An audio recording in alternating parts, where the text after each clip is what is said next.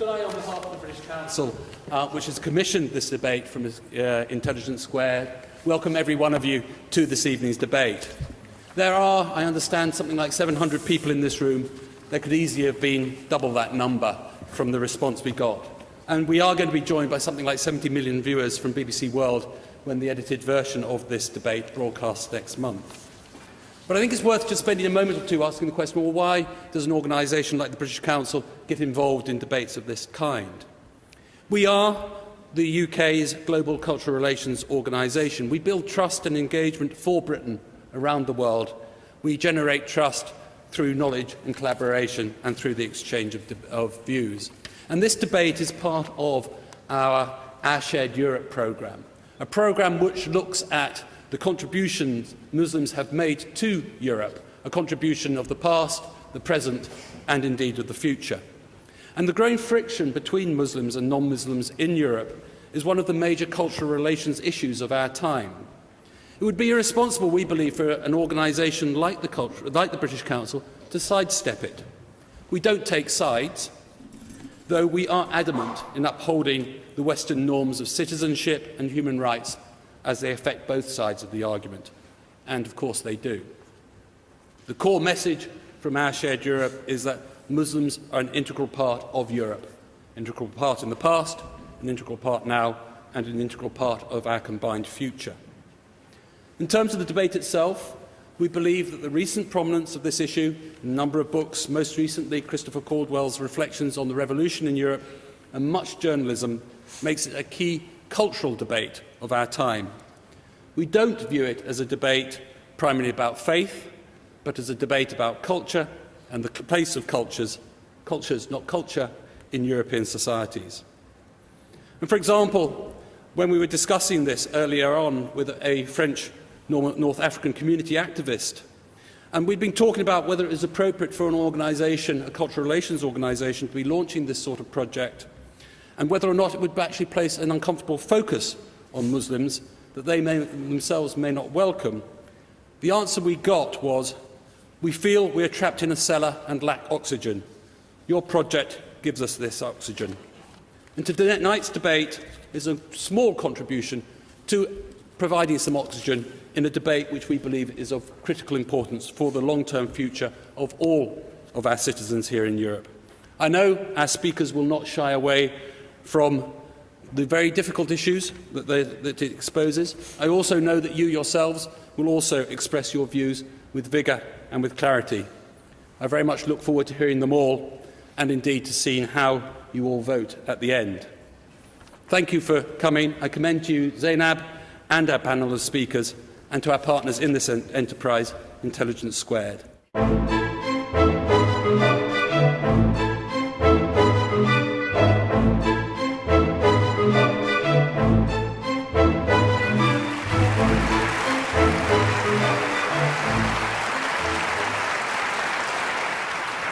Welcome to Cadogan Hall here in central London for this Intelligence Squared debate, coming to you in association with the British Council.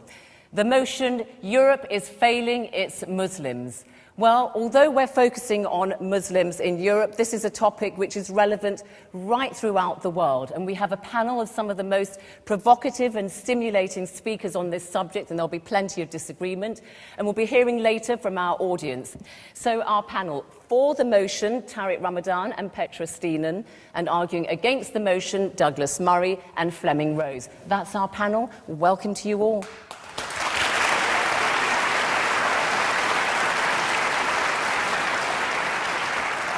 All right, so let's hear our panellists make their opening statements. So, first, for the motion, Europe is failing its Muslims, Tariq Ramadan. Now, he is Professor of Contemporary Islamic Studies at Oxford University. He's been taught by some of the best Muslim scholars in the world, but he's also very active at the grassroots level. He is President of the European Muslim Network.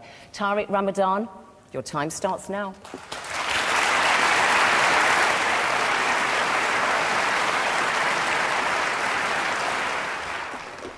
Thank you. Let me start by saying that we are living in a difficult situation. If you listen to what is said in the European countries, the perception is very bad.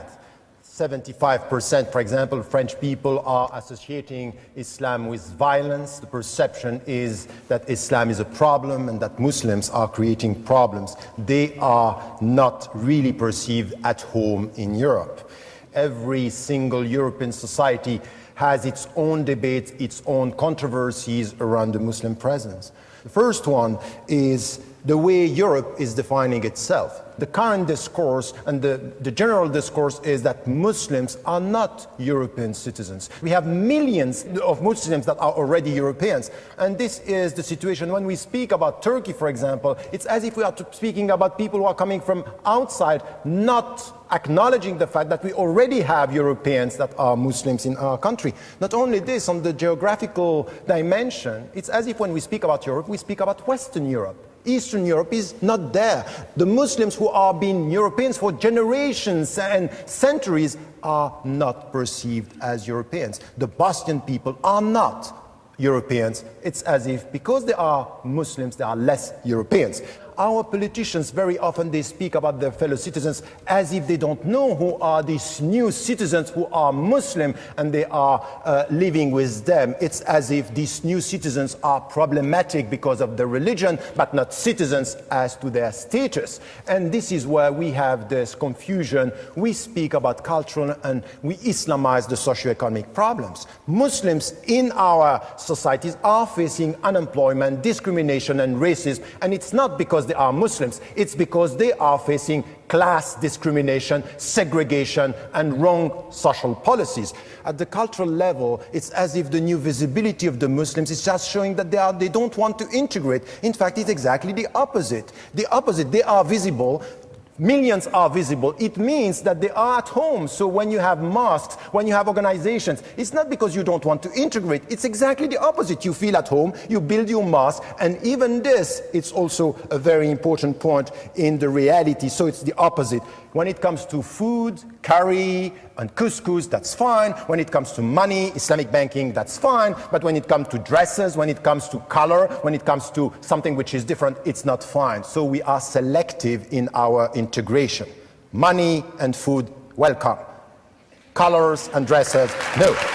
So, last point, when it comes to the media, it's as if here we are only dealing with problems and we are dealing with these controversies every day. We are talking about violence, the minarets, the headscarves, all the problems, not talking about what is done at the grassroots level, the positive actions of the Muslims, the presence. Millions are silent and are constructive and contributing to the reality of our country. And let me say something which is important. The Muslims are understanding the West and Europe much better than before. They are understanding and rediscovering their religion much better than before. And I would say, yes, I'm supporting this motion because today we are failing, but it's a question of time, because what I see at the grassroots level is much more positive than what is happening today in our political discourse, media coverage. Things are very important behind. This is what I call the silent revolution, but we need time and it will be coming. Thank you.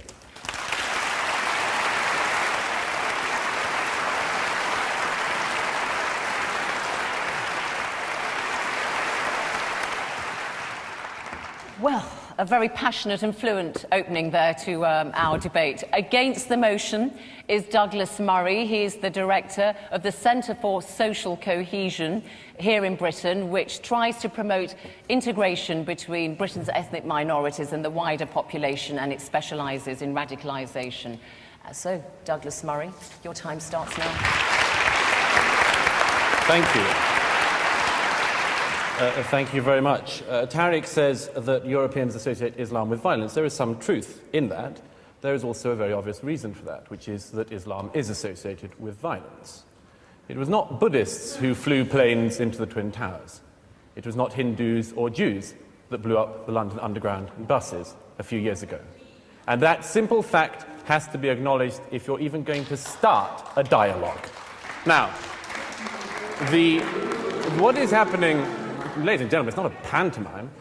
I'd argue that Europe has done not too badly, considering the circumstances. In the middle of the last century, there was an almost negligible Muslim presence in Europe. At the turn of the 21st, in Western Europe, alone, there were 15 to 17 million Muslims. That's a very fast migration, ladies and gentlemen, one of the fastest in human history. And no society would find it easy to deal with that kind of migration. As it happens, European societies, Western European societies have, I think, dealt with this much better than some would. Certainly, Muslims coming to live in Britain and in Western Europe enjoy more rights and better rights, among them freedom of worship, than they do in any Islamic country in the earth here today. We do have a problem. We have a problem when the failures of Islam throughout the world, the failures of all Islamic societies, come here into Britain. Their intolerance of freedom of conscience, their intolerance of apostates, their intolerance of freedom of expression and freedom of speech, their intolerance of minorities, other religious minorities, sexual minorities, their intolerance of gays, their dislike and distrust of half of the population, women, and many, many other things. And the call, what's more, for a parallel legal system within Britain and European societies. This is monstrous. No other group behaves like this, asks for parallel laws. This is a fundamental problem, and it's one we're going to have to deal with. It's a problem between a society, Western Europe, that believes that laws are based on reason, and Islam that believes that they are based on revelation. Between these two ideas, I'm not sure there is very much compromise for Europe. It is not Europe that has let down its Muslims, but the Muslims of Europe that have let down Europe. This is not solely something which we have to say we can never reconcile. Of course we can reconcile this, but we need to be honest about it. We need to be frank about it, and we cannot avoid things just because they are unpleasant. And if there were one thing I would wish Muslims in Europe could learn today, as fast as possible, it would be this: that you have no right in this society not to be offended.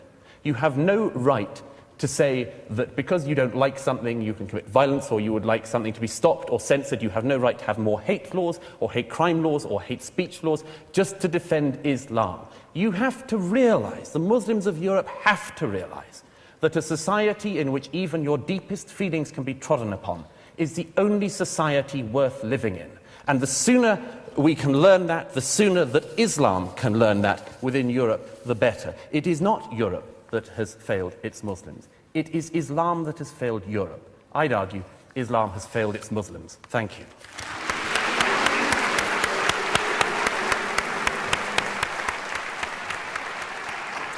Well, you certainly stirred things up a bit there, didn't you, Douglas Murray? Thank you very much indeed. OK, well, let me invite some comments from the floor, and let's go to the lady there. Yeah. I just had a question to a few questions to Mr. Murray. I don't think it's the Muslims of Europe that have failed, the Muslims of Europe that have failed Europe. I think it's exactly the opposite. One of the things you said, it was actually a few Muslims, crazy Muslims, I think, who sort of flew the plane into those buildings. But was Hitler a Muslim by any chance? Because I'm not sure that Muslims had anything to do with the Holocaust. OK. Gentleman there. In 2009, the Centre for Muslim Studies, along with the Gallup poll, interviewed 500 British Muslims. Over 99.5% of those British Muslims found homosexual acts unacceptable. What was interesting is that the government has given concession to Muslims as well as other religious organisations. So it seems to me, in fact, this government here is prepared to give religious organisations, including Muslims, the rights over lots of gay men and women. You talked about how Europe has dealt with this problem, and what you basically have alluded to in the 6 minutes that you had are that Muslims are a problem. And you're from the organisation called the Centre for Social Cohesion, and it's worrying that to have you talk about these things in this manner. What you are basically alluding to is that Muslims are external to Europe, and it's worrying that you see it that way, because then that means there is no chance of there being any solution to any problem, or Muslims being seen as a part of Europe and being seen as European citizens. Thank you.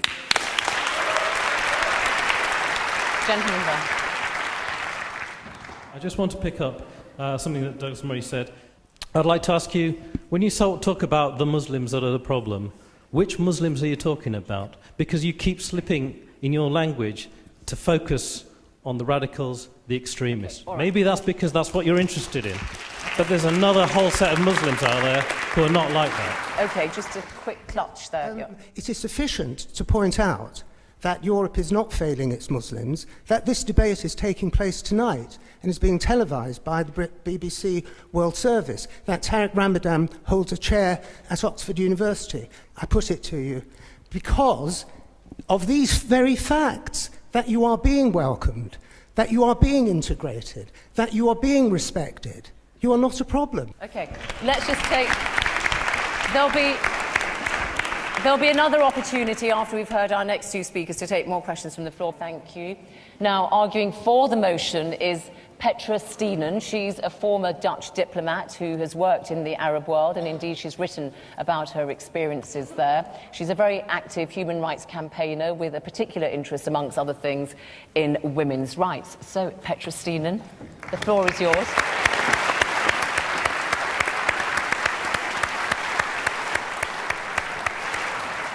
Some people feel that in my country, Islamization has already succeeded. I think the question tonight is whether we in Europe are actually capable of looking beyond the color of religion. I was in Egypt during the 90s. Egypt has known about terrorism attacks long before 9/11, 7/7, or the murder of Theo van Gogh in the Netherlands. They suffered big time. And yes, there were a lot of things which I was critical of when I lived in the Arab world. Reading the Arab Human Development Reports, they sum it up very precisely. There is still a lack of freedom, there's a lack of knowledge, and the lack of participation of women is really worrying in those societies. The question, though, is, are those wrongs really connected to Islam? My friends like Douglas would say, yes, it is. A lot of my friends in the Netherlands say so as well. And they warn me not to be naive. They say that the danger now is among us, like an Islamic Trojan horse.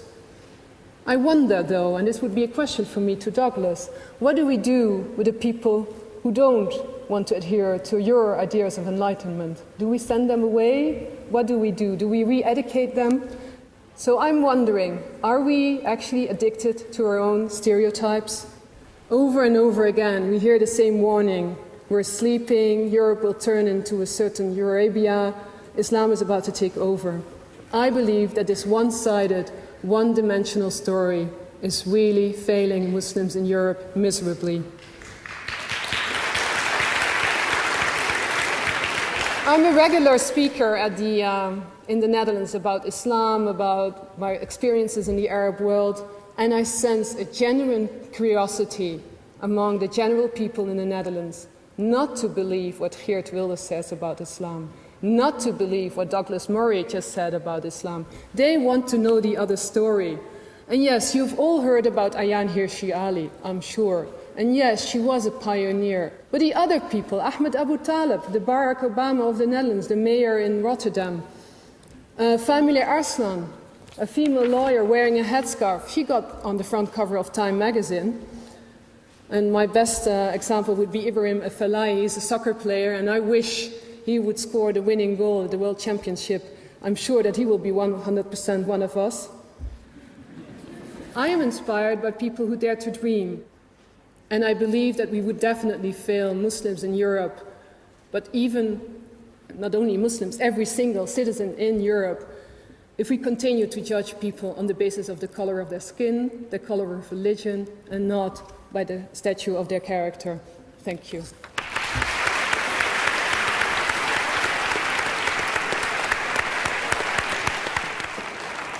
Thank you very much, Petra Stienen. Now, our final speaker, arguing against the motion, is Flemming Rose, the Danish journalist. He's the opinion and culture editor of Jyllands-Posten, which is Denmark's biggest newspaper, and it was he, of course, who commissioned those very controversial cartoons of the Prophet Muhammad back in 2005 that sparked protests amongst Muslims right across the world.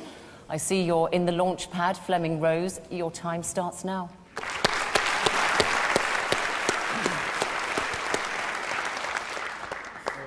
In fact, I'm not going to talk about cartoons tonight. I've done that for the past 5 years, and I'm a little bit fed up with it.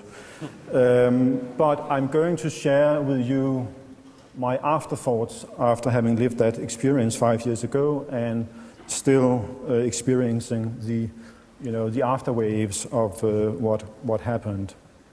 I don't want to generalize and I don't want to essentialize Muslims. In fact, I believe that every Muslim is first and foremost an individual endowed with certain rights and obligations. And as this serves, to my mind, as a foundation of liberal democracies in Europe, this is a very important distinction and caveat when it comes to the phrasing of the motion. It means that the citizens of Europe, they enjoy certain rights like freedom of expression, freedom of religion, equal treatment before the law, and secular government. It also means that Muslims, as other Europeans, have the freedom to choose.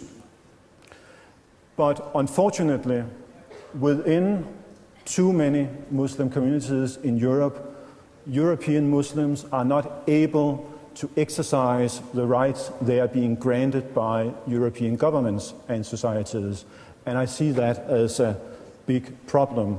So on the one hand, in a liberal democracy, you enjoy the right to freedom of expression, you enjoy the right to freedom of religion, which includes the right to leave your religion.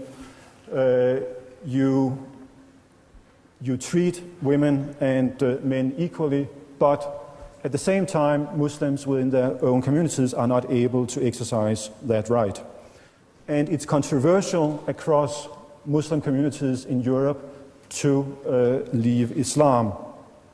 And you have ex-Muslims or dissenting Muslims within their own communities who are living in fear because they are being accused of apostasy.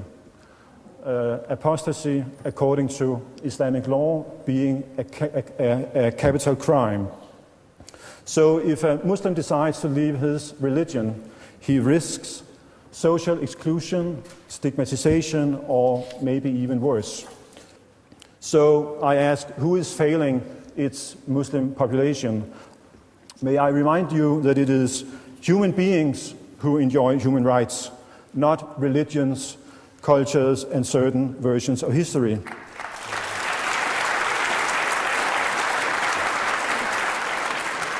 And I do believe in the notion of universal human rights, and I think that this notion has served Europeans, Muslims, and non-Muslims well, one consequence being that the Muslim citizens of Europe, in fact, are enjoying more freedom and more rights than any Muslim in any Muslim majority country. So I don't believe that Europe is failing its Muslim population, as the motion claims, and therefore, ladies and gentlemen, I call upon you to vote against the motion. Thank you.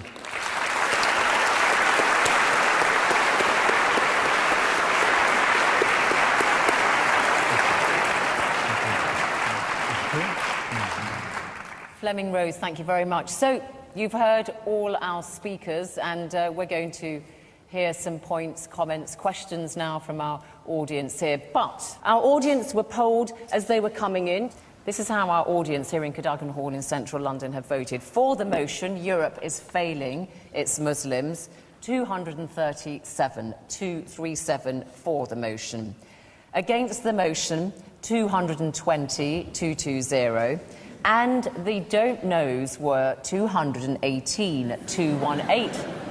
So this is so exciting because it means, audience, panel, there's all to play for. And incidentally, just before I carry on, I should say, you can download a free briefing on the issues being debated here today if you want to. You can go to www.intelligencesquared.com and just follow the instructions. All right, so let's hear some brief comments, please, and questions from our audience. OK, the lady there, thank you. I have one question for the opposition. Although most in this hall would agree that the human rights that are accorded to all of our citizens, Muslim and non-Muslim, are greater than those in the Arab nations, do you think that we have failed Muslims by allowing the language of Islam as against us to propagate on and on since, excuse me, particularly since 9/11, but even before that, and therefore allow our own Muslims within our own countries to feel as if they are part of the enemy rather than part of our own countries. Okay. Okay, I want to take very quick ones then. Okay, this lady here.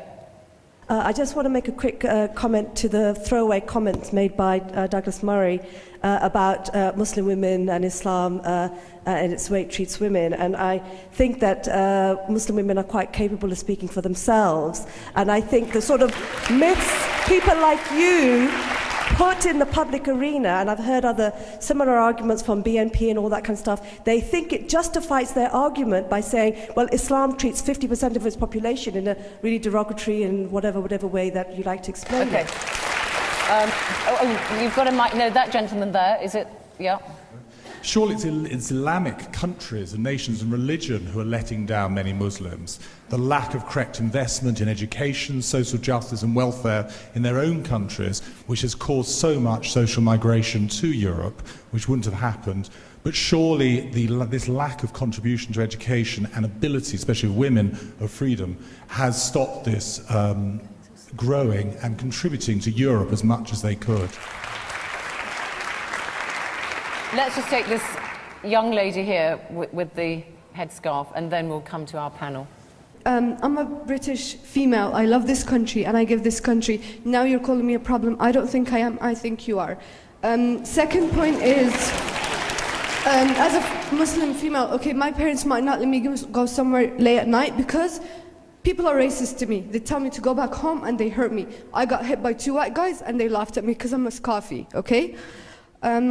Last point is to Mr. Flemming, about the point where you said about the religion, changing religion. Every person has the right to. No one says anything about that. But if you had a daughter or a son that wanted to become a Muslim, would you be happy about that? I don't think so. Why don't you just address that? Would you mind if, I don't know if you have children, but indeed, would you mind if they became Muslim converts? I mean, it's their choice. And I can tell you, I am... But that wasn't what she asked. Would you mind? She said, would you mind? No, I wouldn't. Of course not. I mean, I am married to an immigrant myself who comes from another community than the one I come from. So, in fact, I have been living, this kind of experience for the past 30 years.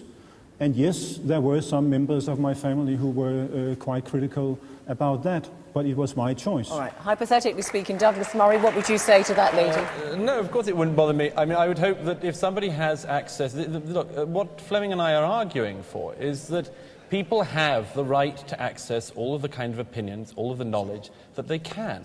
That means, among other things, having, for instance, access to all of the criticism that should be written of the Quran and of Islam.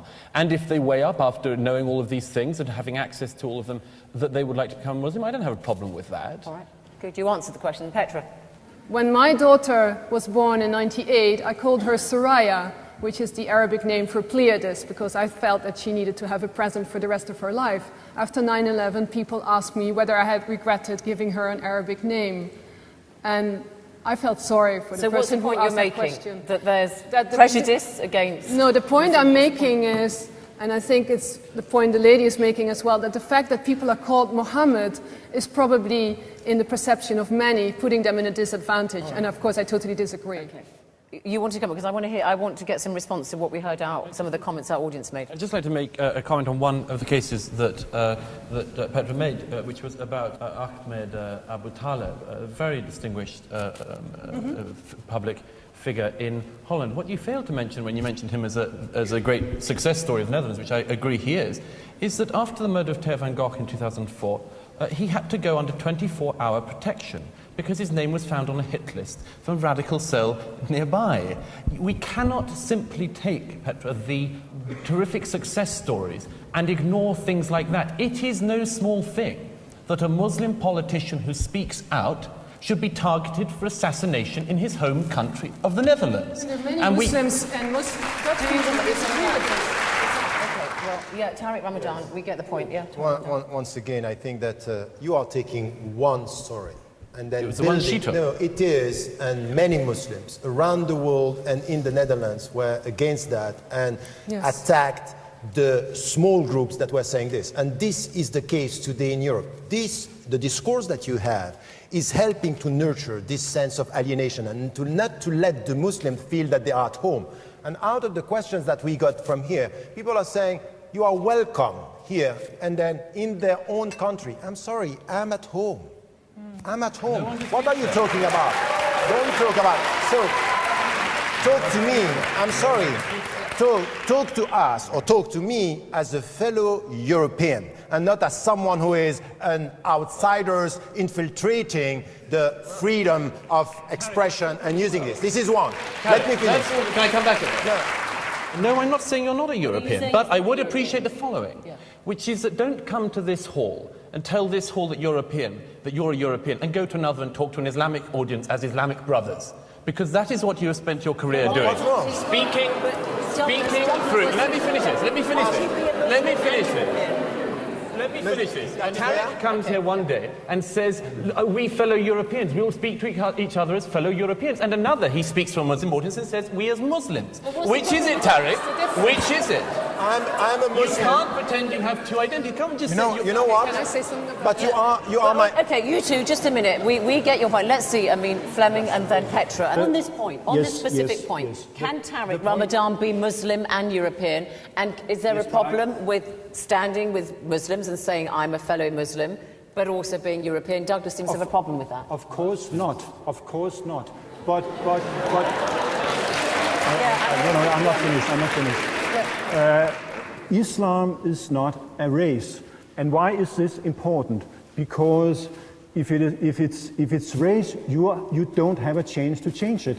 I mean, communists were also being discriminated during the Cold War, but that's also an ideology, although another kind of ideology. So you have to insist that Islam is a set of ideas, and you have the freedom to change, to leave, to criticize, to ridicule, and so on and so forth. And it's very, very different You have problems with freedom of speech and what you've encountered amongst some Muslims, is what you're saying. Yeah. Okay, Petra, on this question of identity, I think was the key one. It almost seems as if the only good Muslim would be an ex-Muslim.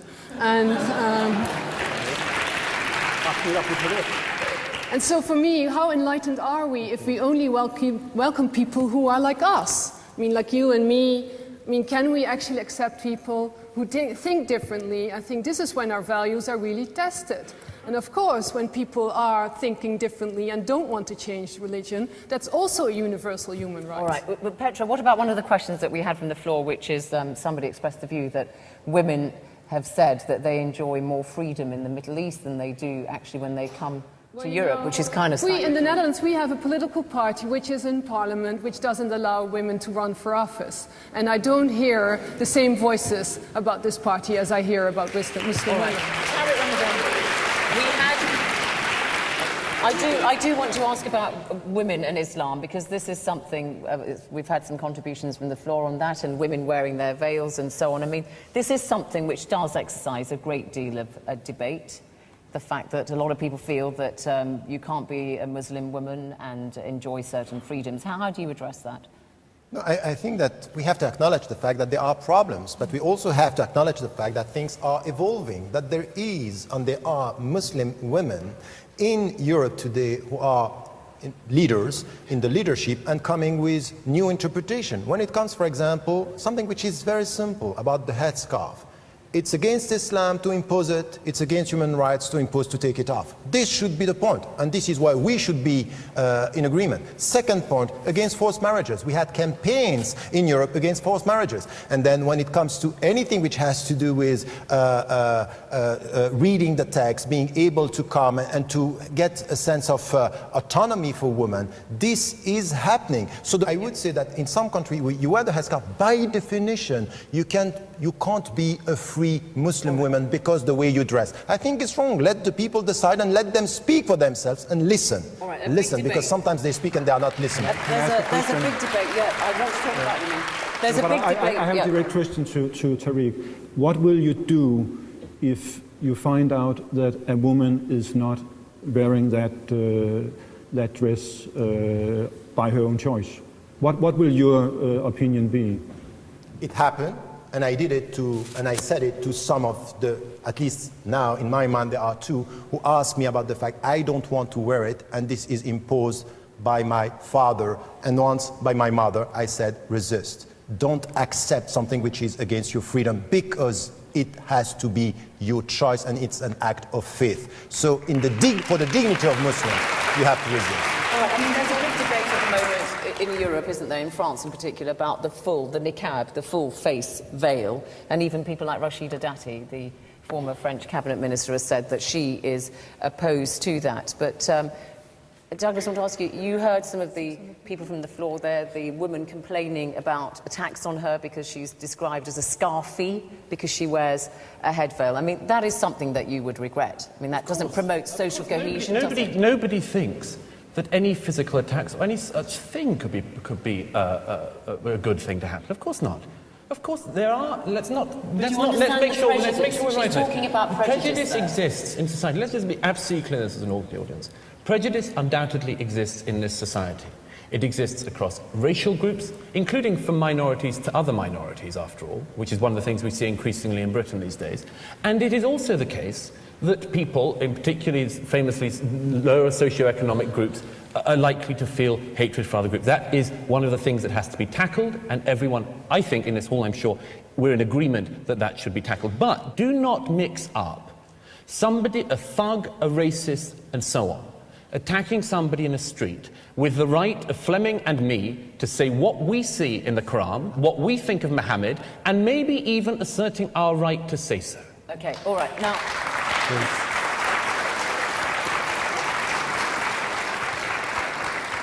All right, the gentleman here. I think part of the issue here is that at the point where Europe is becoming increasingly secular, there's a group of people who have a tenacious belief in God. And I just wonder whether or not if we had 16 million evangelical Americans moved here, I'd feel exactly the same about that. I don't think it's anything to do with race.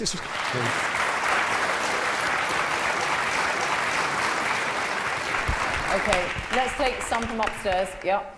The biggest point for me is double standards. I think European double standards is the biggest problem. I mean, you talk of freedom of expression, and yet you kind of like compromise it through banning of minarets. But the point is, okay, people voted for it, fair enough. But the point is, you shouldn't compromise. You shouldn't give people, like, you can discuss taxes, you can discuss anything, but freedom of expression, that is not something that is up for tax. And it's this double standards that the West sort of holds. Okay. That. You're referring to that referendum in Switzerland about... And quite a lot of them, like the one in France, banning burqas. Okay.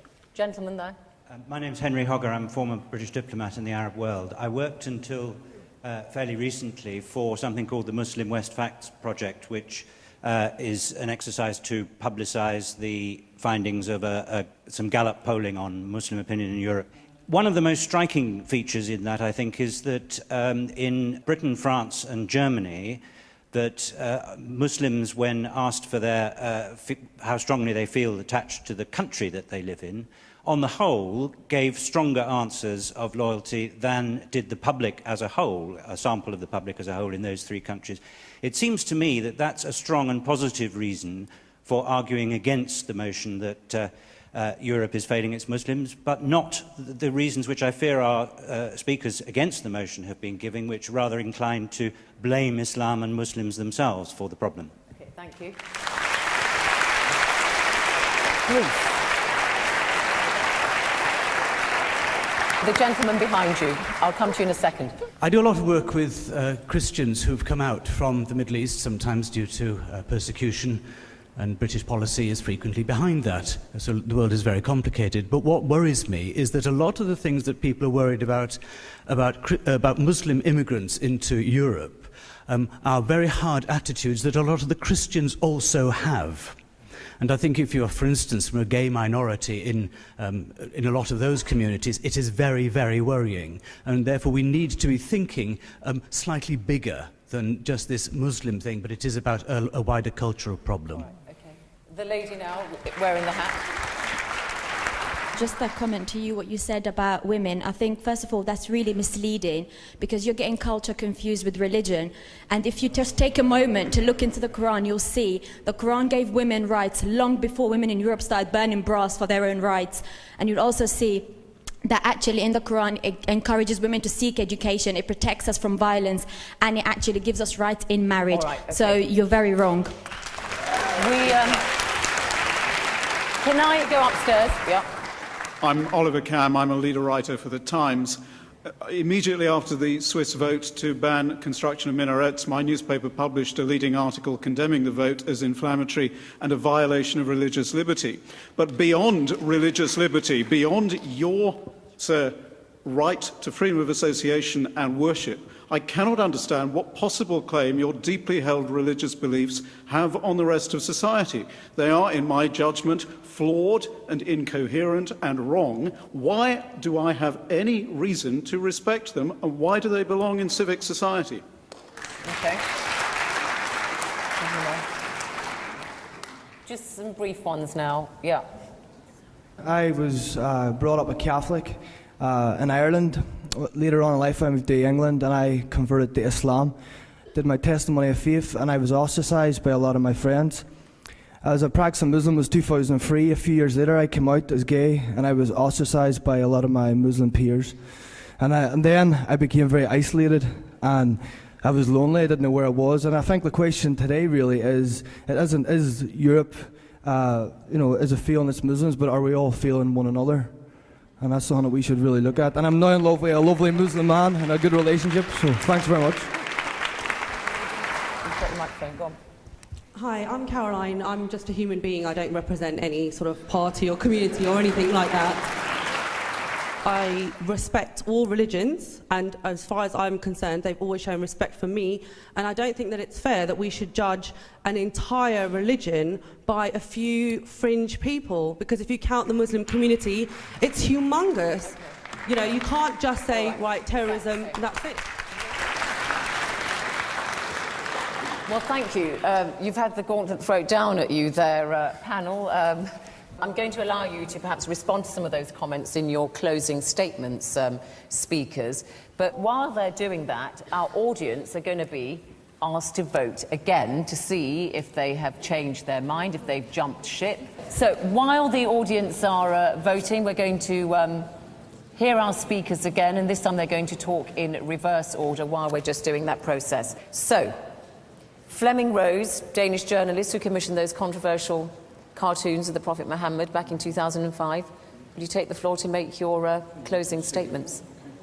I will speak against what I would call the racism of lower expectations towards Muslims. I think it's a big problem that people apply a different standard to Muslims than they do to other groups in our society. And it was very clear during the cartoon crisis when, in fact, those cartoons were not in any way transcending the limits of the kind of cartoons dealing with Christians and other religions. I mean, by publishing these cartoons, we said, you know, you are part of Europe. We are not expecting more of you. We are not expecting less of you, but we are expecting exactly the same of you as of every other group in our society, and thereby we recognize you as Europeans and as Muslims and as integrated Europeans. Okay, well, thanks.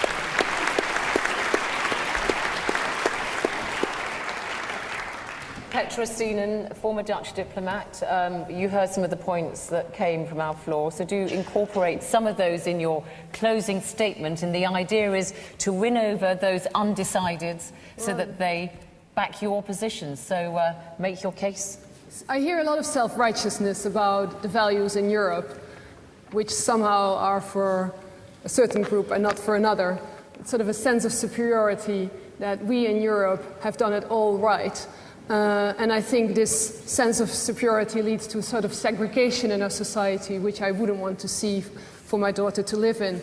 And in the end, I think the magic word really is compassion. Compassion for the other, compassion for another story, compassion for difficulties dealing with those stories. So I think that if we want to be citizens of the 21st century Europe, where we enjoy similar rights, civil rights, and I think one of the things we could have learned from the American experience is a civil rights movement. So I think attention for civil rights in our schools, in our systems, is really necessary. Thank you. Okay. Douglas Murray, Director of the Centre for Social Cohesion, a think tank which studies radicalisation and extremism in Britain. Your closing statement. Thank you. Well, first of all, just to pick up on a couple of people, particularly women, who've said about the terrific things that Islam gives women in terms of rights. The first thing is, yes, in 7th century Arabia, some of this was progressive. In 21st century Britain, it is not. And you have to make that fundamental admission that the Quran is not a document for women's rights in Europe in 2010. It is not. Secondly, why is it that only Islamic societies and mosques in this country are places which teach and preach hatred of other minorities? Every single week in this country,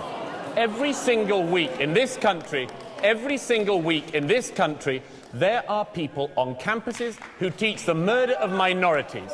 Last week, it was somebody who calls for the murder of apostates. The week before, at another university, it was somebody who believes the Jews are fair game. This is not tolerable. It is not tolerable for Muslims. It is not tolerable from anyone else. You, I hope, would agree with me that any minority that engaged in such hatred and bigotry should be criticised. Don't pretend that the cloak of Islam and Islamic belief and religious fervour means that people like us cannot say that people who call for the murder of minorities are not mainstream, are not acceptable, and have to be critiqued.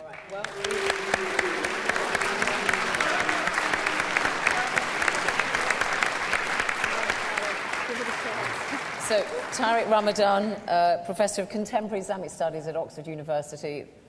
Final word goes to you, your closing statement, incorporating some of the points raised by our audience. Thank you for that, and welcome to social cohesion. That's really nice.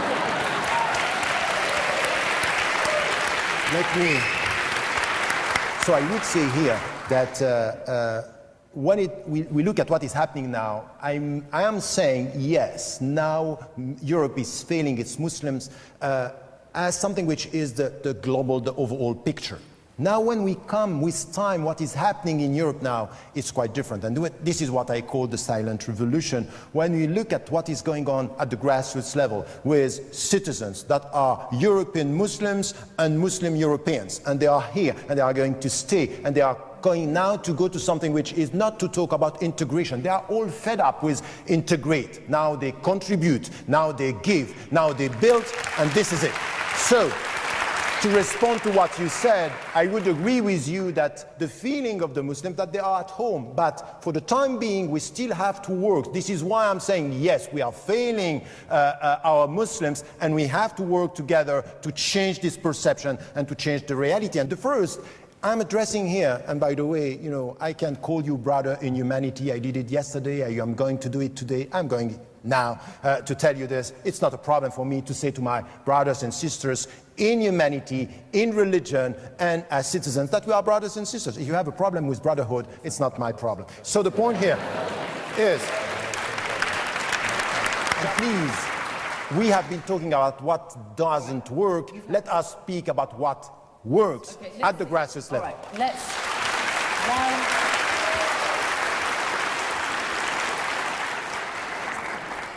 let me give you the result now. So let me remind you that before the debate, as you in the audience here were coming in, 237 of you were for the motion, 220 were against, and the don't knows were 218. This is how you voted after you've heard our panel make their presentations. You've also put your comments. So after the debate, for the motion, Europe is failing its Muslims, only slightly gone up, 249, 249. Against the motion, 346, 346. And the don't knows have gone from 218 to 84. So Europe is failing its Muslims. Against have won Douglas Murray and Flemming Rose. Congratulations to you.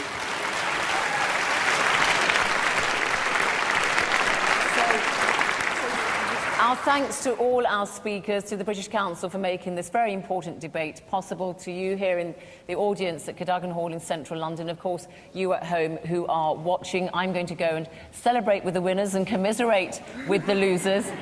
From me, Zainab Badawi. Goodbye.